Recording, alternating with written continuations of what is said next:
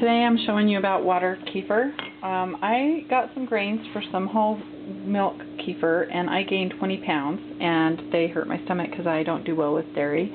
There's an allergy. So a friend of mine gave me these water kefir starts, and basically you put warm water in and put a little bit of sugar, about 1/3 of a cup per 2 tablespoons of kefir grains, and water, and then you fill the rest of the container up with cooler water, and so you don't kill it. And then you add your grains once the water is cooled. And I just use cheesecloth with an elastic over the top, and then you leave it on your counter for a couple of days, and you can see there's bubbles going up, and it becomes like carbonated. It ferments enough that, and they just kind of bounce and float. I kind of just shake it up every couple of days. Anyway, and then I actually strain it through the cheesecloth, and I put it into a pitcher that's, glass would be better, but anyway, I dump it into one that actually will plunge.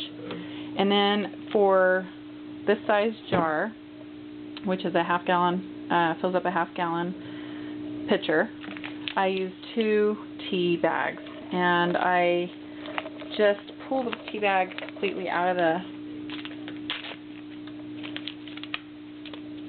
the string completely off the tea bag. So I just pull the string right off of it and just use the tea bag, and then I actually drop the tea bag in the bottom of the, like that, and that way I can plunge it and get the tea, and then I let the tea steep in there, and I put it in the fridge and just let the tea steep. And once it's in the fridge, it won't ferment anymore. And I usually drink about an 8-ounce glass every day, and obviously I would pour this all in. I can't do it one-handed, but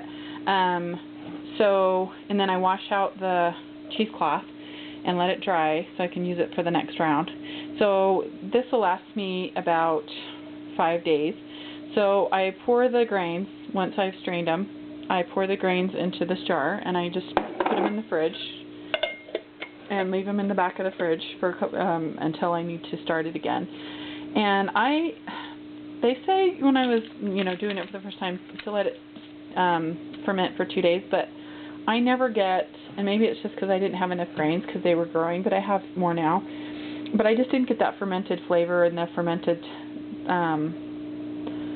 desired fermentation without leaving it for 3 days. So I leave it for 2 to 3 days on the counter, and I just sniff it till it's the right consistency. It kind of smells sour, I don't know how, rejuvelat kind of a smell.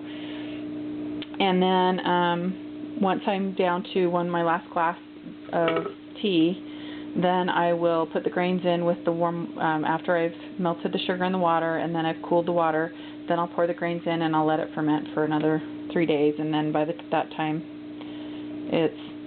I'll have another, so I drink about a glass a day. And it kind of, with the tea, it makes it kind of taste like, because it kind of is carbonated a little bit when you put any kind of fruit in it. You can use fruit juice to ferment it, or flavor it afterwards, and that it will continue to ferment in the fruit juice, and it becomes kind of like a soda pop with a little bit of carbonation in there. So it's not bad to drink.